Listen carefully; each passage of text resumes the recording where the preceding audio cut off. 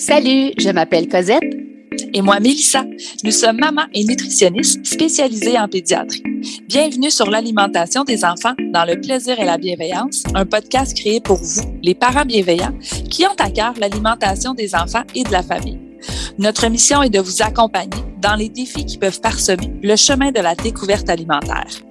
Seul ou en compagnie d'invités, nous partagerons trucs et conseils pratiques à déguster tout en étant sur la route, en train de plier une brassée ou en relaxant avec un bon café réchauffé. Avec nous, vous comprendrez le pourquoi du comment pour vous donner ou redonner confiance en vos approches parfaitement imparfaites pour permettre à vos enfants de devenir des mangeurs heureux, compétents, curieux, intuitifs et bien dans leur corps, une bouchée à la fois, dans le plaisir et la bienveillance. Bonne écoute!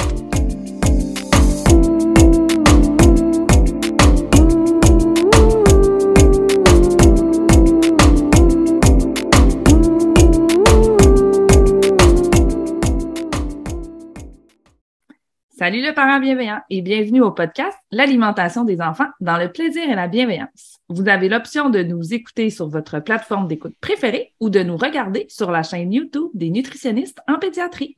Bon matin, Cosette! Bonjour Mélissa. On a un sujet chaud. Aujourd'hui, on a deux spécialistes avec nous pour vous donner des trucs et astuces, chers parents.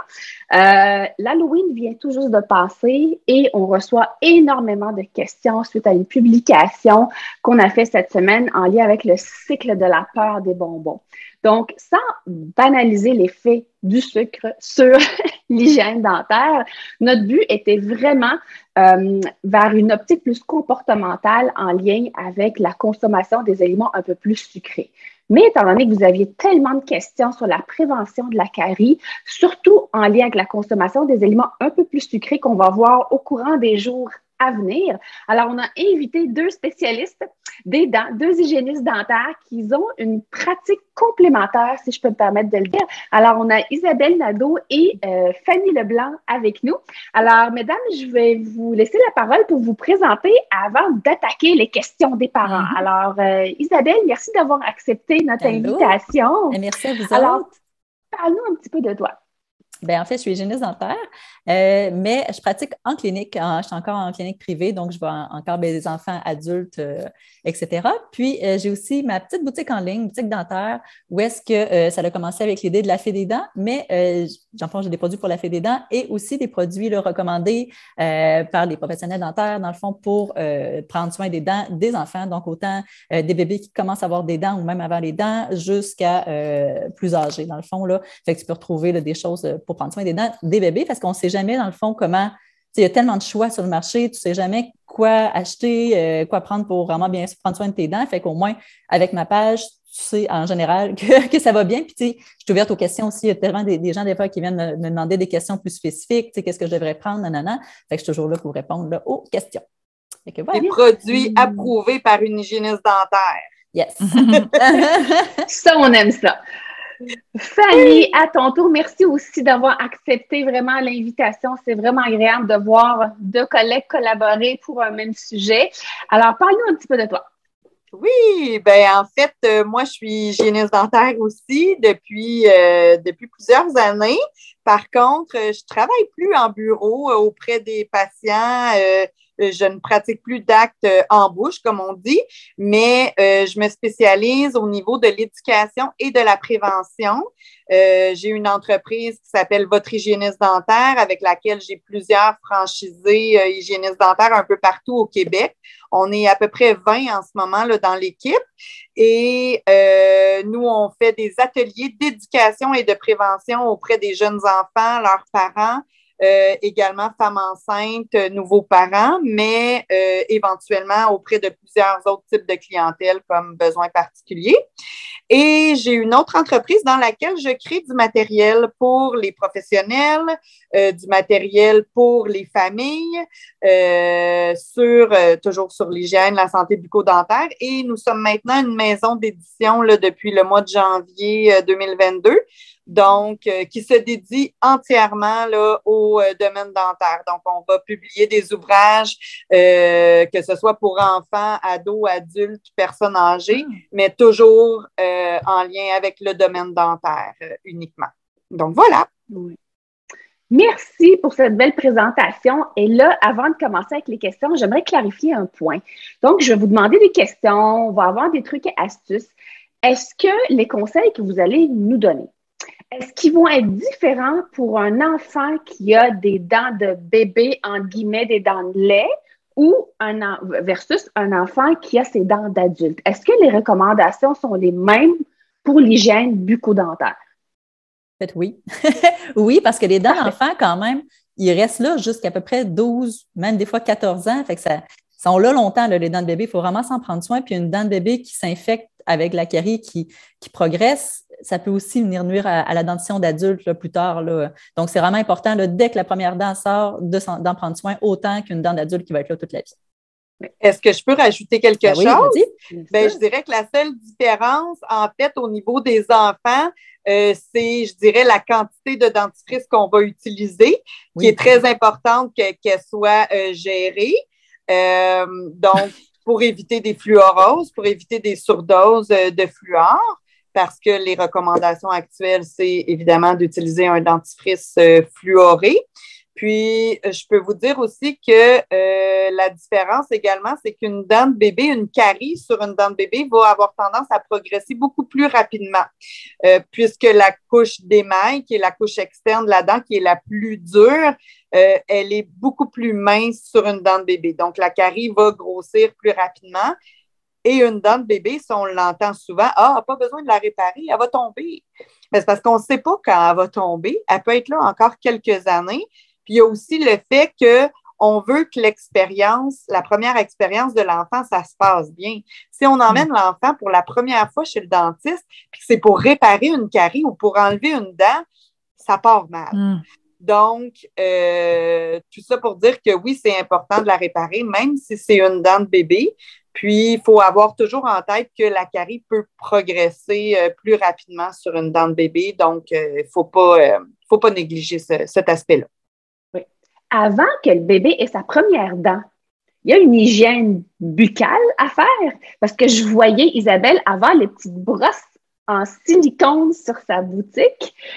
Oui, exactement ça. Alors, j'aimerais ça. Oui, une brosse doigt. Et donc, j'aimerais savoir, mettons une maman qui allait ou un bébé qui voit une préparation commerciale pour nourrisson par le biberon. Est-ce qu'il y a une hygiène buccale à faire avant la poussée de la première dent chez les enfants? En fait, oui. Oui, il faut déjà commencer, pour les habituer, dans le fond, le parent et l'enfant à avoir une routine déjà préétablie pour que ce ne soit pas nouveau là, quand les premières dents sortent. Mais ça peut être utilisé soit avec les petits doigts de silicone comme ça là, qu'on peut stériliser facilement ou tout simplement une débarbouillette humide aussi qui peut être utilisée là, pour passer sur les gencives de l'enfant. Donc, idéalement, déjà matin-soir ou ça peut être aussi juste le soir. C'est moins grave quand même que quand il y a des dents. Mais déjà d'essayer de rentrer ça des fois dans la période de bain, des choses comme ça, puis vraiment juste masser les gencives tout simplement là, avec le doigt, tout simplement, peu importe ce que tu utilises comme brossage. Mais oui, c'est recommandé. avant Super. Ça. Donc là, bébé, peu importe son âge, il y a sa première dent qui pousse. Et là, bon, quel genre de brosse à dents qu'on devrait prioriser? Je sais qu'on s'en va à la pharmacie, là, puis je veux dire, le mur, il est plein. Première des choses, côté poils. Tu sais, on en a vu en silicone, on en a vu des poils plus doux, plus souples, plus durs. C'est quoi les recommandations? Qu'est-ce que vous suggérez dès la première dent chez les enfants? Je vais répondre aussi à celle-là. Fanny, tu auras tes questions après. En fait, c'est toujours recommandé d'avoir, dès que la première dent sort, c'est recommandé d'avoir une brosse à dents avec des poils. On aime beaucoup, moi et Fanny, la petite de Jack and Jill parce que, la tête, elle est très petite. Puis, les poils sont aussi extra doux. Donc, vraiment, pour un enfant, on n'ira pas plus élevé que souple, mais même juste extra souple, c'est suffisant pour un enfant, un bébé, pour venir vraiment masser délicatement ses gencives, que ce soit plus agréable pour lui. Puis aussi, c'est suffisant là, au niveau de la dureté des poils. Mais c'est vraiment important, quand la première dent sort, de changer, de ne plus prendre le silicone pour aller vraiment avec une brosse standard, là, parce que c'est beaucoup plus efficace au niveau du brossage, au niveau du dentifrice. C'est plus efficace aussi avec des poils. Il y a plus il y a plus de contact, dans le fond, avec la brosse à dents, avec le dentifrice, avec une brosse à poils. Fait que vraiment, y aller pour ça. Puis, y aller aussi sur les recommandations. Souvent, les brosses à dents, ça va être inscrit dessus. Donc, l'âge approximatif pour avoir la bonne tête, la bonne grosseur de tête de brosse à dents utilisée selon l'âge de l'enfant. Puis aussi, bien important, même après, avec un bébé, toujours changer sa brosse à dents aux 3 mois maximum parce qu'il y a des bactéries. Même si la brosse à dents, des fois, les poils ne sont pas nécessairement déjà abîmés, mais les bactéries dedans fait que c'est important de changer vraiment aux 3 mois, que ce soit un bébé ou un enfant de 10 ans. Donc, voilà. Super. Puis, qu'est-ce qu'on met sur la brosse? Juste de l'eau? La pâte à dents. Avant les dents... vas-y, Fanny. Vas-y. On met du dentifrice fluoré. Les recommandations actuelles sont d'utiliser un dentifrice avec fluor dès l'apparition de la première dent. Pour éviter, comme je disais tout à l'heure, des surdoses de fluor, des fluoroses dentaires ou peu importe, il faut vraiment gérer la quantité qu'on va mettre sur la brosse à dents. Si on s'en tient aux quantités recommandées, il n'y a absolument aucun danger parce qu'on sait qu'un bébé ou un jeune enfant en bas de l'âge de 5-6 ans, peut-être même 7 ans, c'est plus difficile pour l'enfant de recracher le dentifrice. Donc, souvent, il va l'avaler. Donc, si on respecte bien ces quantités-là, si l'enfant l'avale, il n'y a aucun problème. Maintenant, au niveau des quantités, ce qu'on recommande en bas de 3 ans, ça va être la grosseur d'un grain de riz. Puis là, je dis toujours à mes parents, pas un grain de riz ça de long. Là. Il y a du monde qu'on ne sait pas où est-ce qu'ils prennent. Les riz basmati, là, les gros grains de riz. Vraiment un grain de riz. Puis si on veut s'aider, on peut y aller, la déposer de façon transversale sur la tête de la brosse à dents. Il y a même des petites brosses à dents avec des soies de couleur pour nous indiquer la grosseur de dentifrice qu'on doit déposer. Donc, en bas de 3 ans, c'est la grosseur d'un grain de riz. Et 3 ans et plus, 3 ans à 6 ans, c'est la grosseur d'un petit pois. Et au-delà de 6 ans, c'est 0,5 à 1 cm. Qu'on dépose sur la brosse à dents. Donc, si on respecte ces quantités-là, même si l'enfant l'avale au complet, il y a, au complet, ce qu'il y a sur la brosse, là, pas le tube au complet. On se comprend? Même s'il avale toute la quantité, il n'y a aucun danger là, à ce moment-là.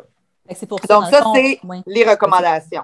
Parce que souvent, sur les tubes, les parents, ils n'osent pas parce que c'est vraiment marqué minimum 2 ans et plus, mais c'est seulement pour que quelqu'un qui n'est pas au courant qu'il faut gérer la quantité prenne le tube et le laisse à l'enfant. C'est vraiment juste pour ça, mais il n'y a pas de danger. Puis même, comme Fanny dit, c'est ce qui est recommandé là, d'avoir du fluor là, dès la première dent avec l'aide du parent, puis de laisser le tube en hauteur, bien important, parce que moi, des fois, mes gars, ils prennent le tube et ils trouvent que ça goûte bon. Hein, fait que c'est important de le laisser en hauteur avec les médicaments. Il y a même des tubes de dentifrice sur lesquels c'est écrit 6 ans et plus. Vraiment. Qu'il faut savoir là, au niveau de la concentration en fluor, que ce soit un dentifrice pour enfants ou un dentifrice pour adultes, si on prend par exemple le fluorure de sodium, c'est 0,243 %. Que ce soit enfant ou adulte, c'est la même concentration. Fait que c'est vraiment au niveau de la quantité qu'on va mettre sur la brosse qui va faire une différence. Puis pour enfants, bien souvent, on va choisir des saveurs pour enfants.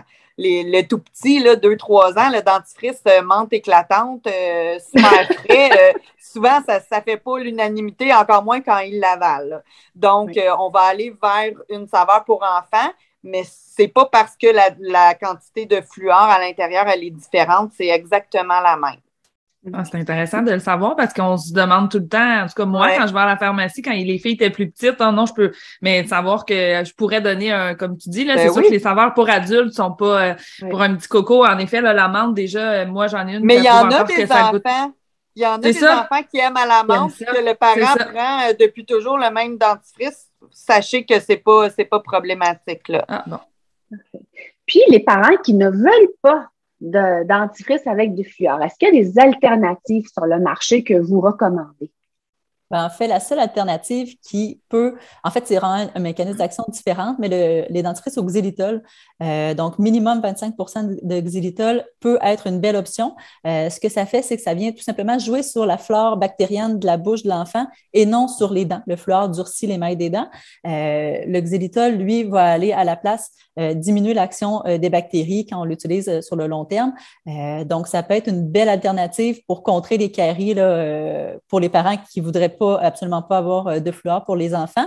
Donc, il y a le dentifrice Douce Mousse, qui est québécois, qui est un dentifrice bio aussi. Puis avec le xylitol, ce qui est intéressant, c'est que ça ne dérange pas s'il est avalé. La seule chose, c'est qu'en grande quantité, il peut causer des troubles gastro-intestinaux. C'est la seule chose là, si l'enfant en avale trop, mais il n'y a pas de danger d'en avaler là, au niveau de ce dentifrice-là.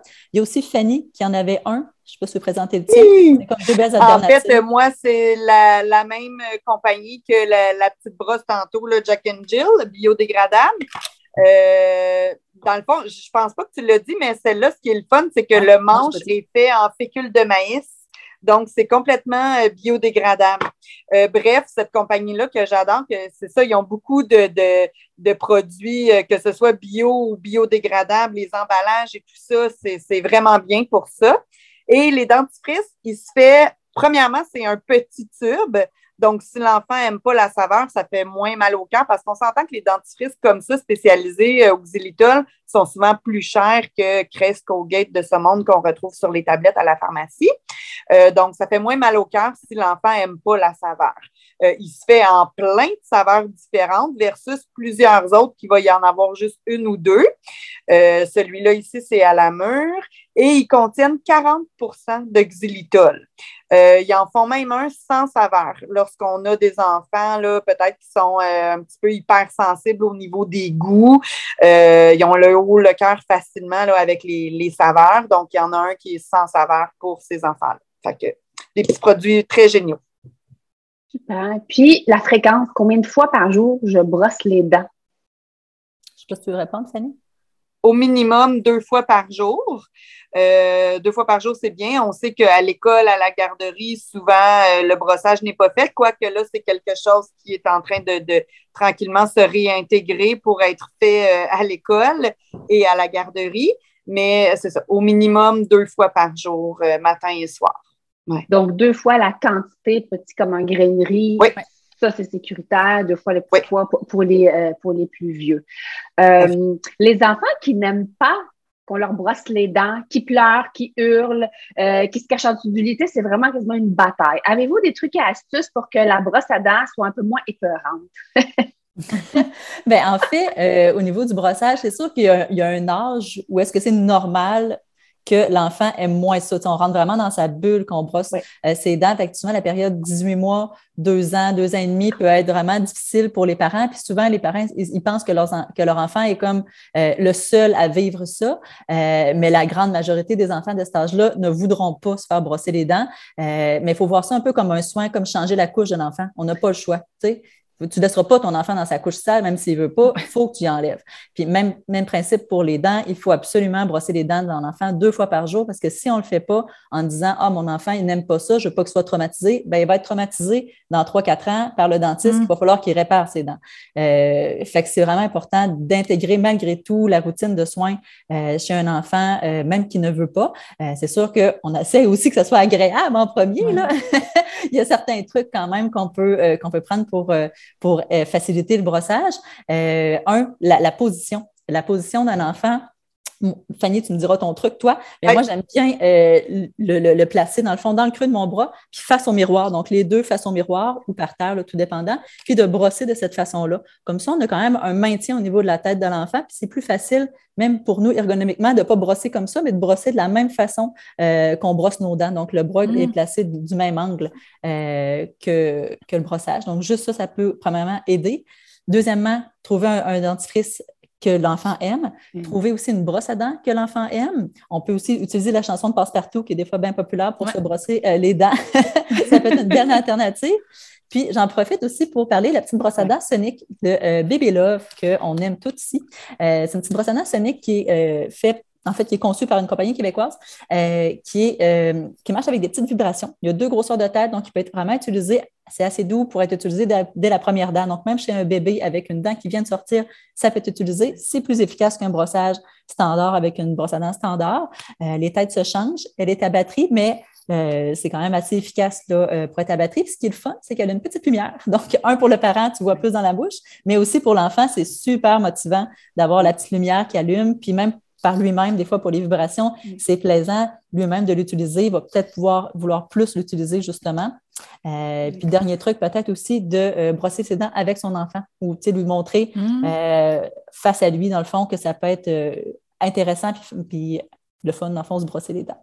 Fanny, je pense que tu as d'autres trucs aussi à nous donner. Peut-être d'autres petits trucs aussi. En fait, nous, on a conçu... Oui, c'est vrai, tu as du beau matériel, toi, pour ça. On a conçu un calendrier de brossage et de soie dentaire que là, je cherche, qui est juste ici. Donc, tu sais, vraiment d'y aller avec des outils de motivation positifs, un tableau de renforcement. Les enfants, on le sait, là, à 2 ans, là, sont bien grands puis ils savent tout faire tout seuls, puis ils veulent tout faire tout seuls. À ce moment-là, moi, je laissais mon garçon se brosser un petit peu les dents. C'est lui qui choisissait. J'avais toujours 2 sortes de pâte à dents, une à la fraise, une au melon d'eau, par exemple, puis il choisissait pour chaque brossage, bon, quelle pâte à dents tu prends, quelle brosse à dents tu prends. Fait que, tu sais, ça lui donne un sentiment de pouvoir et tout ça. Donc, à ce moment-là, ça facilite. Pour les enfants un petit peu plus vieux, il y a des applications aussi. Il y a une belle application de Crest, il y a une belle application de Sonicare aussi qui se connecte avec la brosse à dents. C'est vrai. Donc, tu sais, petit, on n'aime pas trop ça, là, rentrer les tablettes, les écrans et tout ça.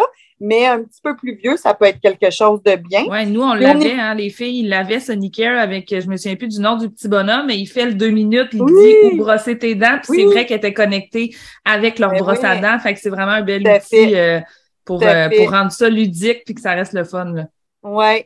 Puis, un autre dernier truc aussi, c'est au niveau de positionnel. Tu sais, quand on a tout essayé, renforcement positif et tout ça, puis qu'on a essayé tous les trucs à notre disposition, puis que ça ne fonctionne pas, comme disait Isabelle, le brossage des dents, c'est comme le bain, c'est comme n'importe quoi, il faut que ça se fasse, puis le parent doit faire comprendre.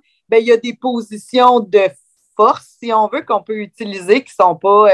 l'enfant ne sera pas traumatisé. Là, moi-même, je l'ai utilisé avec mon garçon, puis il n'est pas traumatisé aujourd'hui. Il a juste compris que, regarde, tu ne gagneras pas, il faut les brosser les dents.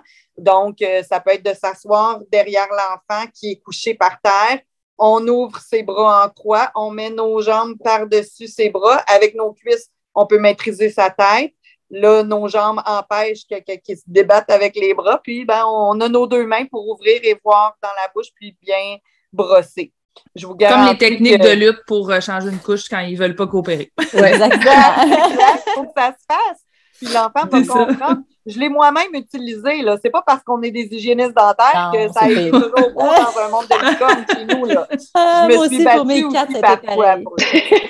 Oui. Mais après ça, ils grandissent et ils ne sont pas traumatisés puis ils aiment se brosser les dents maintenant. Donc, c'est pas... Isabelle, est-ce que tu brosses les dents, tu t'accordes tous tes enfants un à côté de l'autre puis tu fais tout le brossage? Oh, oui, c'est du travail à la chaîne. J'en brosse un, j'en brosse l'autre. Je suis un peu freak sur le brossage. Fait que je passe encore après eux autres. Là. Fait que, mais non, j'ai fait la technique de lutte pendant une bonne année, mais après ça, ça a passé. Ils sont corrects. Oui. Faut le faire. Moi, la soie dentaire, tu en as glissé un mot, Fanny, avec les tableaux motivés. À quel âge on commence les soies quand 2 dents commencent à être collées ensemble? Juste là? Exact. À partir du moment où il y a 2 dents. Puis les enfants, souvent, je vais en parler tout de suite là, parce que souvent les parents s'inquiètent. Oh mon Dieu, mon enfant a plein d'espace entre les dents, il va avoir des dents de râteau. Non. Les dents de bébé, plus il y a de l'espace entre les dents, plus on aime ça. La dent d'adulte, elle est 1,5 fois la grosseur de la dent de bébé. Fait qu'on veut qu'il y en ait de la place entre les dents de bébé.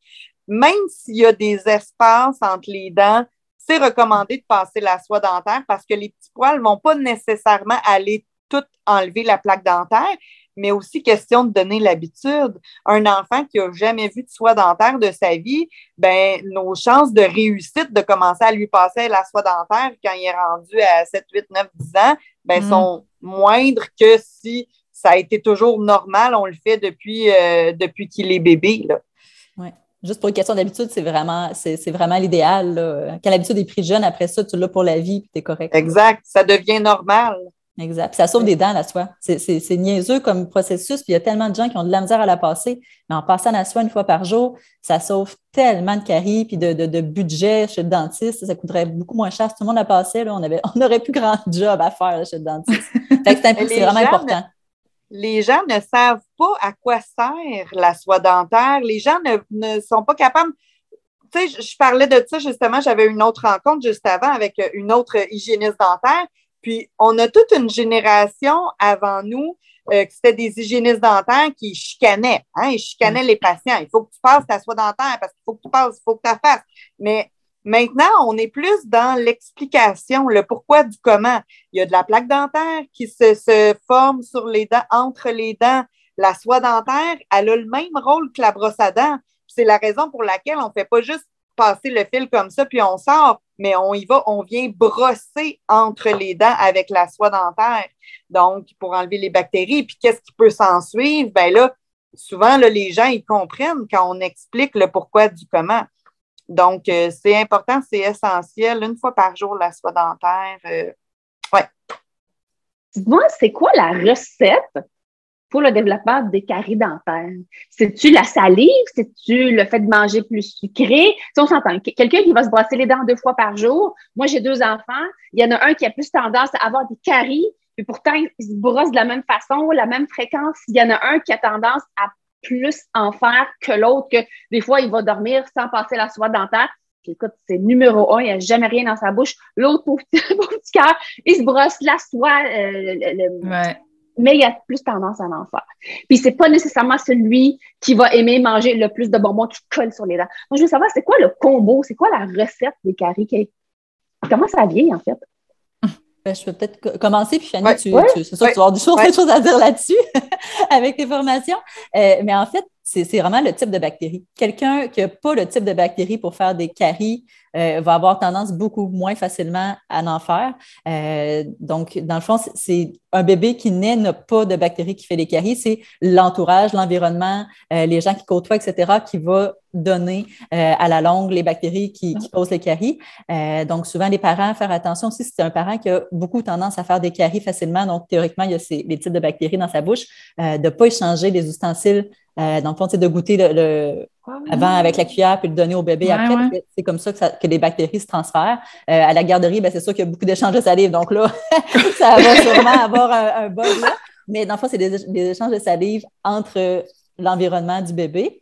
Puis, à la longue, c'est sûr que ces bactéries-là se développent. Il y a des enfants qui sont plus susceptibles d'en faire et d'autres moins. La salive aussi joue un rôle beaucoup protecteur au niveau des dents. Donc, il y a ça aussi. Puis, la quantité, et en fait, ce n'est pas la quantité, mais plus la fréquence de grignotage dans une journée.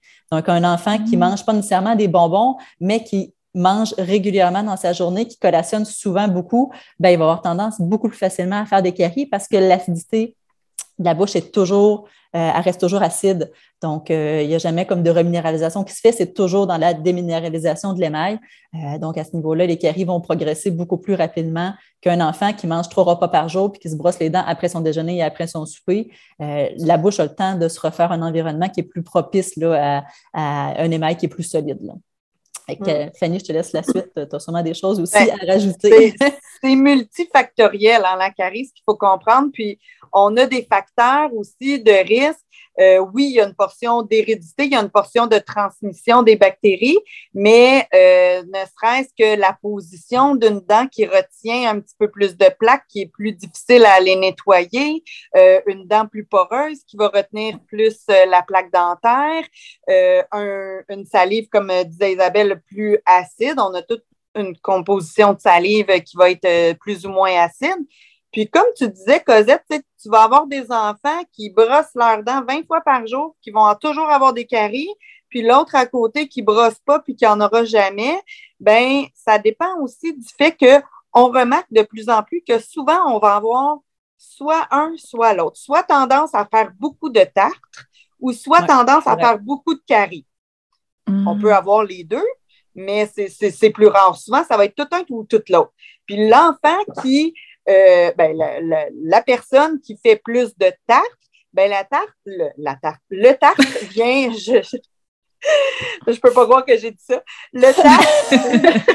C'est-tu vrai, j'ai des dentaires, ouais. Bureau, puis à chaque fois, je suis comme, la tarte aux pommes ou la tarte aux œufs? Non. Le tarte qui vient se coller sur les dents a un effet un petit peu protecteur, si on veut, parce qu'il empêche le film de bactéries. Mais ça ne veut pas dire que parce qu'on ne se brosse pas les dents et qu'on a du tartre, qu'on n'aura pas de caries non plus. Là. Faut pas, mais c'est souvent, on va remarquer ça, que ça va être tout un ou tout l'autre, une prédisposition à la carie ou une prédisposition plus à faire du tartre et développer des maladies de gencives. Donc, outre ça, il y a comme tout plein de facteurs qui vont faire en sorte, là, l'alimentation, comme disait Isabelle aussi, la fréquence. C'est ça. Moi, j'aimerais ça revenir sur la fréquence. On sait que la vraie vie, un enfant va manger 5 à 6 fois par jour. Okay? Un enfant ne mangera jamais 3 fois, 5 à 6 fois. Mais sachant que, vous l'avez dit, à la garderie, c'est pas intégré, à l'école non plus, est-ce que le fait de terminer la collation avec une petite gorgée d'eau, je me rince la bouche, pas nécessairement avec un verre de lait, un verre de jus, mais juste rajouter ça comme fin de la collation, est-ce que ça peut aider? Parce qu'on s'entend 5-6 fois par jour, se brosser 5-6 fois, même nous, je pense qu'on serait tanné. Mais garder le brossage 2 fois, puis aller coller à la réalité des enfants qui ont faim 5 à 6 fois par jour, est-ce que ça pourrait être correct aussi? Ou est-ce qu'il y aurait d'autres trucs? Vas-y, Fanny, si tu veux répondre. Ben tout à fait. Le fait de boire de l'eau ou se rincer la bouche avec de l'eau, ça vient neutraliser le pH de la bouche. On recommande aussi des fois de manger un petit morceau de fromage à pâte ferme qui a un certain effet nettoyant un peu par le frottement, mais de par les minéraux aussi qui va venir aider à la reminéralisation. Donc, oui, c'est tous des petits trucs là, qui peuvent être utilisés là, tout à fait. Les crudités aussi, tu sais, tout ce qui est plus dur à manger, une carotte, un céleri, ça n'a pas de sucre dedans. Puis en même temps, justement, un peu dans le même principe que le fromage, ça nettoie. Donc, tu sais, les collations que nos écoles obligent un peu, fromage, crudité, c'est bon aussi pour l'hygiène des enfants, et non comme tout le temps une bartende ou un muffin ou des choses comme ça, que ça, au contraire, ça va augmenter, dans le fond, le risque de carie. Ou de dire à l'enfant aussi de manger les deux en même temps. Exemple, quand tu manges ta barbe, mange ton petit carotte. C'est ça, c'est ça. Ou bien mange ton fromage après. Là. Moi, je me souviens aussi pour les adultes, là, parce qu'à l'école, on les a pas, mais les noix, ça se peut-tu aussi que c'est un peu le même principe? Oui. Parce que moi, j'avais ça, fromage et noix, là, pour le côté hygiène dentaire aussi, quand on peut pas se brosser les dents. Là. Exact, c'est parfait aussi. Là, on va utiliser les graines parce qu'à l'école, on ne peut pas les noix. Fait que les graines de soya, les graines de soya, parce que l'air noix, ça passera pas.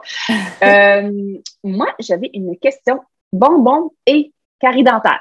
Là, c'est l'Halloween. C'est sûr que les enfants en mangent plus, probablement au retour de l'école ou au retour de la garderie le soir, et peut-être un petit peu plus au courant de la journée pour ceux qui ont leurs enfants avec eux. Est-ce que c'est compatible profiter de l'Halloween et une bonne hygiène dentaire? Ou est-ce qu'il faut dire non, pas de bonbons parce que là, ça fait des caries dentaires, fait qu'il faut limiter, il faut doser 2 bonbons, pas celui qui colle, plus de chocolat que de bonbons. Tu sais, qu'est-ce que vous en pensez? Parce qu'on pourrait en parler pendant 1 heure de ça, juste là. Ben, en fait, du sucre, c'est du sucre. Donc, que ce soit un suçon, un jujube, un chocolat, ça colle tout dedans. C'est tout du sucre très collant, que les bactéries adorent. C'est facile pour eux d'utiliser ce sucre-là.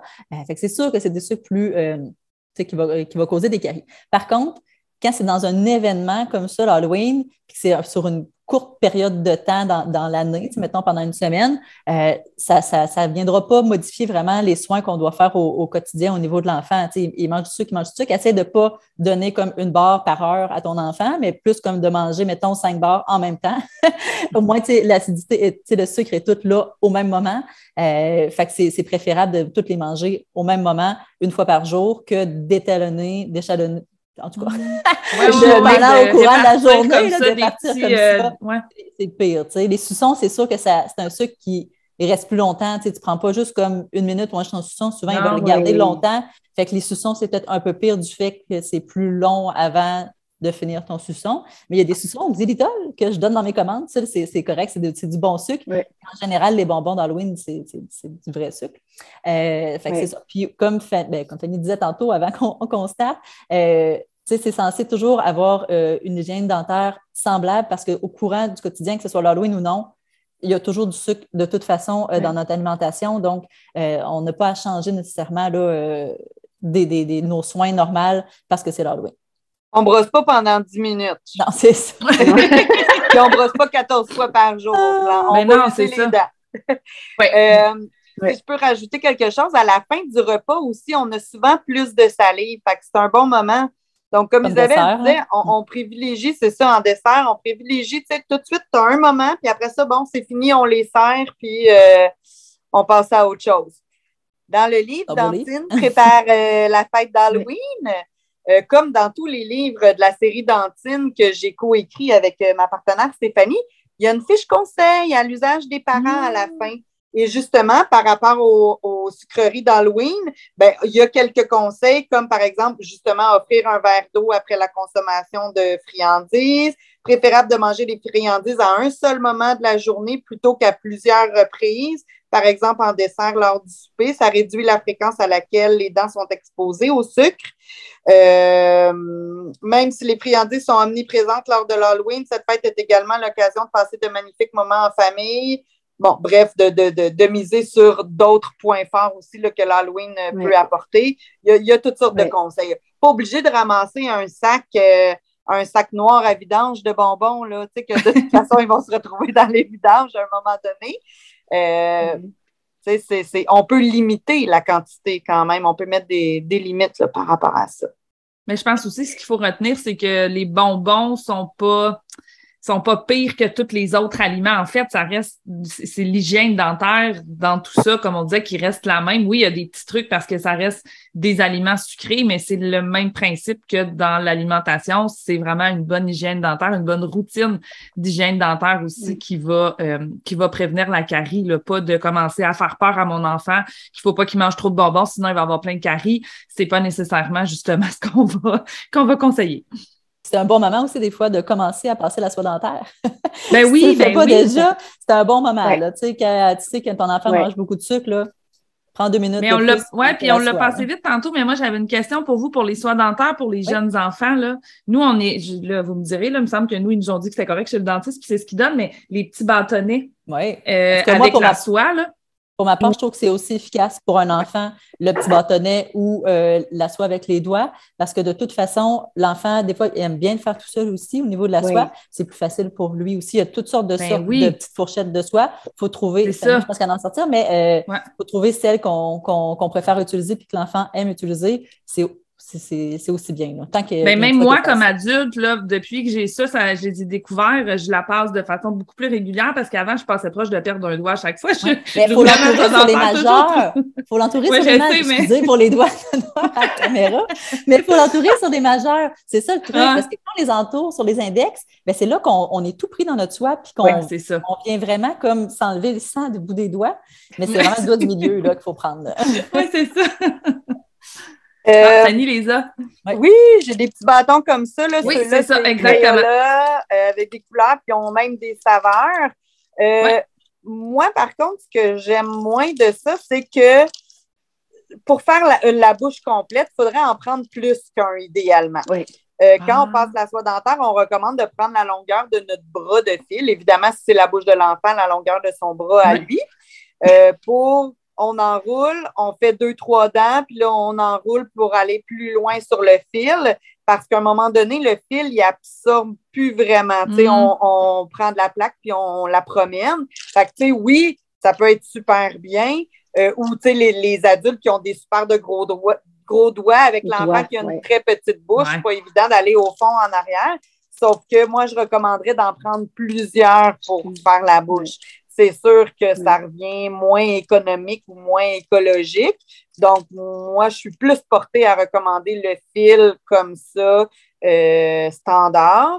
Mais ça peut être bien quand justement, on a quelque chose de pris ou, tu sais, ou comme je disais, en prendre plusieurs pour faire la bouche. Mais pour commencer, quand l'enfant a seulement quelques dents, c'est parfait. C'est parfait. La bouche, elle est petite aussi. On n'est pas nécessairement habile pour aller mettre nos doigts dans la bouche d'un bébé de quelques mois. Là. Surtout quand on y va de force, hein? Parce que là, déjà, juste le tenir, c'est ça de rentrer les doigts. Là, il nous mord. Ah oui, il nous mord. Fait que si je résume les filles avant d'attaquer la dernière question, c'est petite brosse, du poil, on suit l'âge qui est indiqué sur la brosse, donc du vrai poil, non pas du silicone, dès qu'ils ont les premières dents. gros comme un grain de riz pour la pâte à dents, idéalement avec du fluor, sinon il y a des alternatives. On augmente un grosseur d'un poids à partir de l'âge de 3 ans et à partir de l'âge de 6 ans, c'est 0,5 à 1 cm. On change les brosses à dents aux 3 mois. Chez les enfants, brossage idéalement 2 fois par jour. Aux 3 mois ou quand l'enfant a été malade pour éviter un oui, retour d'infection. Ah oui, oui. C'est vrai. Après une gastro, là, on jette les, on jette les brosses à dents. Oui, les aussi. médecins le disent maintenant. Oui, c'est vrai. Par contre, gastro, on ne veut pas un retour de gastro non plus.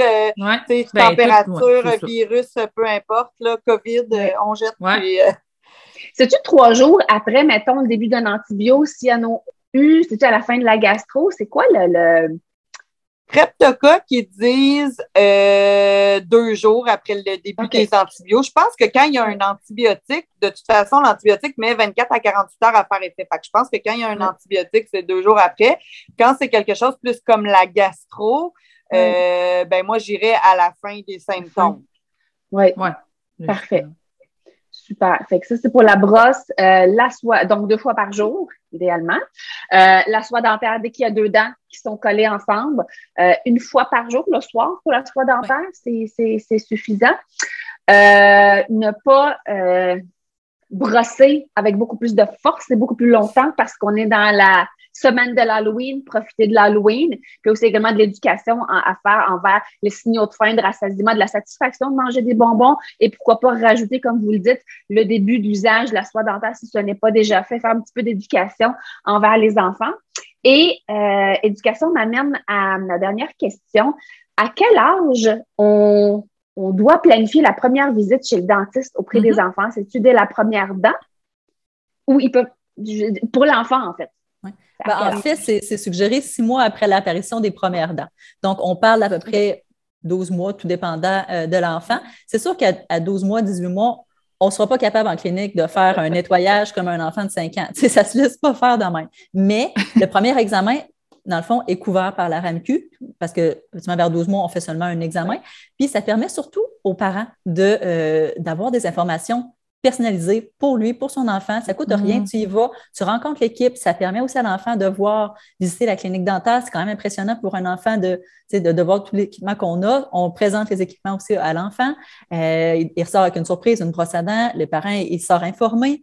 Puis, en plus, on peut déceler quand même, en essayant de regarder un peu dans sa bouche, des problèmes de façon précoce, ou donner des informations pour la suce, le pouce. Donc, c'est vraiment une bonne chose de devenir jeune, même si, en général, il y a des dentistes quand même. Il y a beaucoup de gens qui me disent « mon dentiste, il me dit juste avant 3 ans, il ne me voit pas. » Je dis « ça se peut. Il y a encore des dentistes qui sont dans l'ancienne méthode, qui, eux autres, ils voient pour un examen de nettoyage, sinon, ils ne voient pas l'enfant.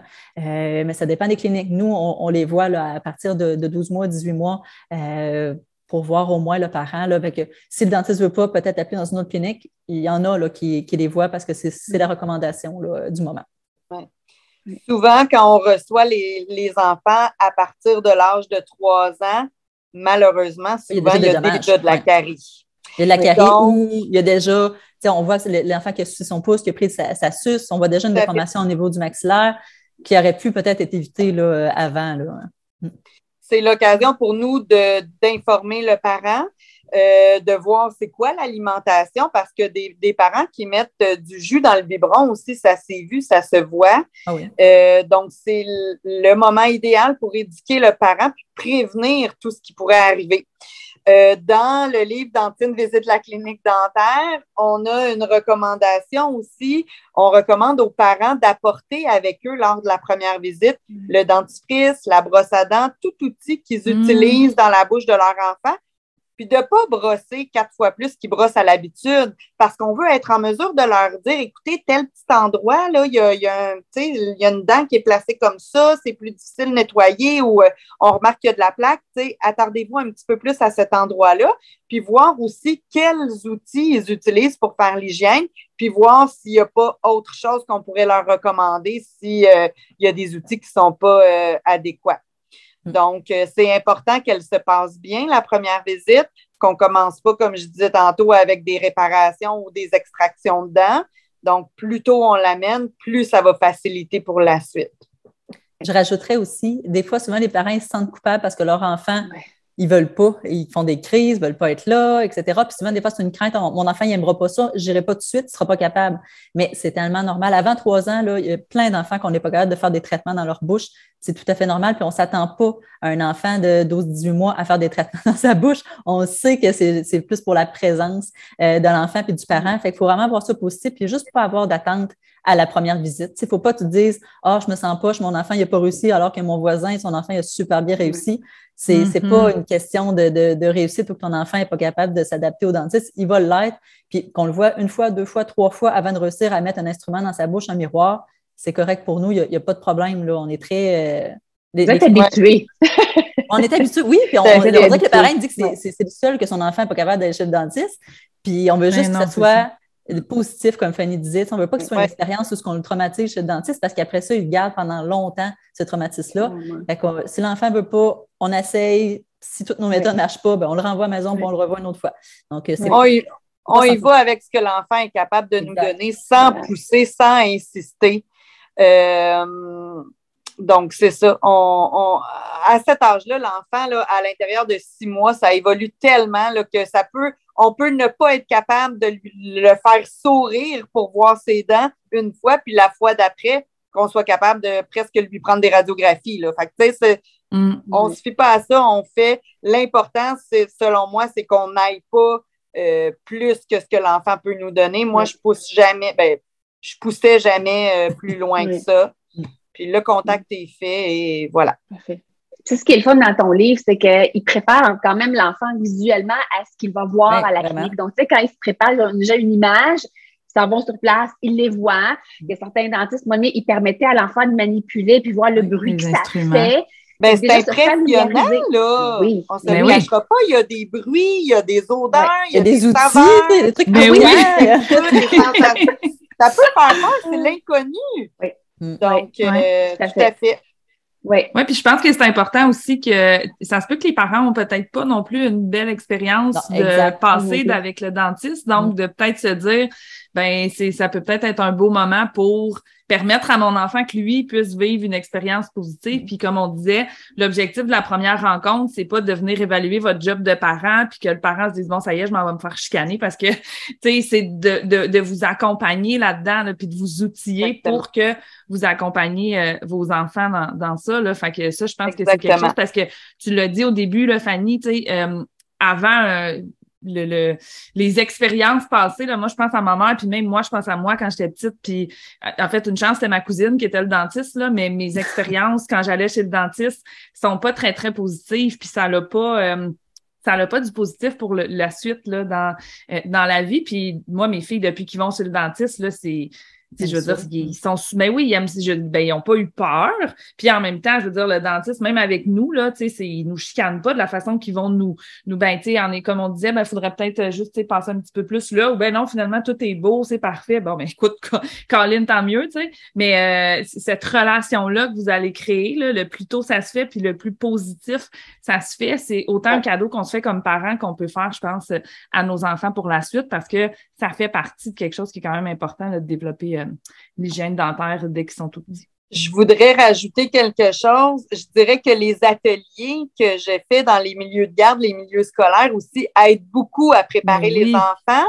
Tu sais, on n'a pas toujours le temps en bureau de commencer à expliquer chaque instrument et tout ça. Exact. Par contre, dans les ateliers, moi, j'ai un jeu sur l'environnement dentaire que je fais quand c'est la première fois que je visite le milieu. Donc, tous les outils, produits, équipements qu'on peut retrouver dans une salle, on les nomme, on donne leur fonction, puis j'amène aussi justement les bruits, les odeurs, les saveurs, les textures, les sensations. Fait que, tu sais, ils savent, là. Ils arrivent, puis ils savent nommer aussi les équipements. Puis, j'avais autre chose à dire aussi par rapport aux ateliers. Je me souviens plus. Ben, écoute, ça va revenir. Les filles, les parents qui ont d'autres questions, là, Isabelle, toi, tu as ta boutique, fait que moi, c'est maintenant rendu plus facile pour moi. Diriger les parents, la brosse, quand je parle d'une brosse silicone, c'est elle va sur son site, elle a une boutique, c'est facile. Les pâtes à dents, certaines sont faciles à trouver en pharmacie, d'autres moins, sont plus en boutique, mais tu en as quand même plusieurs sur ta boutique à toi, une boutique en ligne, ce qui est vraiment pratique, se faire aller les doigts. On aime ça, magasiner en ligne. tellement, tellement. J'aimerais que vous fassiez un petit résumé où on peut vous suivre sur vos réseaux sociaux, les services que vous offrez chacune. Donc, Isabelle, je vais t'entendre en premier. Oui, ben en fait, moi, mon entreprise, c'est Fairy & Co. Donc, comme Fairy, comme fée. Eco. Ouais. Donc, mon site web, c'est ça. Donc, c'est www.fairyandco.com, voir le lien pour voir. Puis aussi mon Instagram et Facebook qui est aussi commercial Fairy & Co. C'est tout le même nom. Fait que tu peux retrouver justement des choses pour la fée des dents quand tes enfants commencent à perdre des dents. Donc, autant des accroche-portes, des petites dents pochettes. Fanny en a une aussi différente.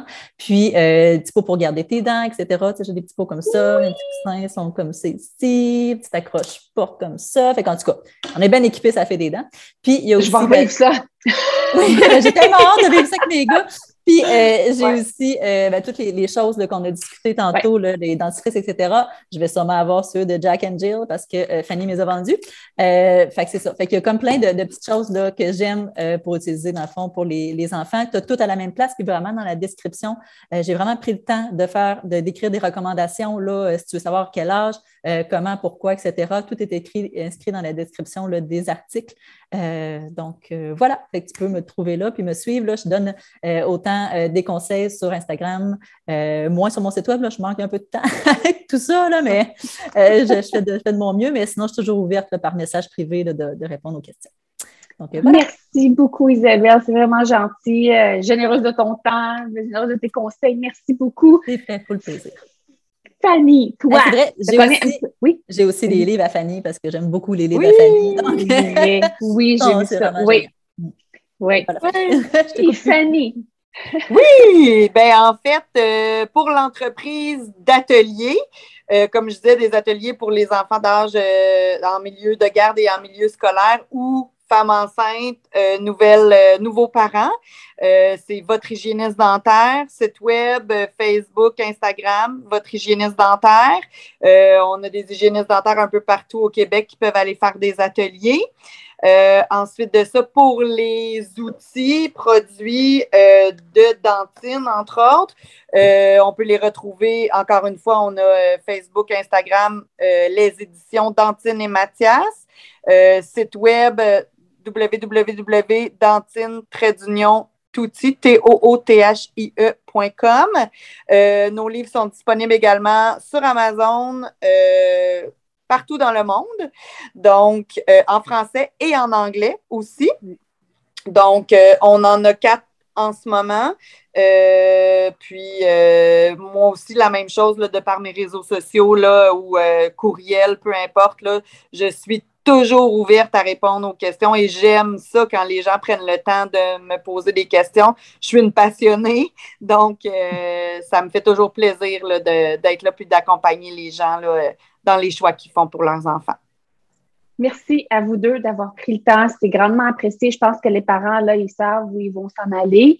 Et on va mettre dans le descriptif du balado vraiment les liens directs vers vos pages Instagram, Facebook et boutique. Ce sera plus facile pour les parents de naviguer là-dedans. Encore une fois, merci beaucoup. Ce fut un privilège de vous avoir toutes les deux. Ça nous a fait plaisir. Tellement.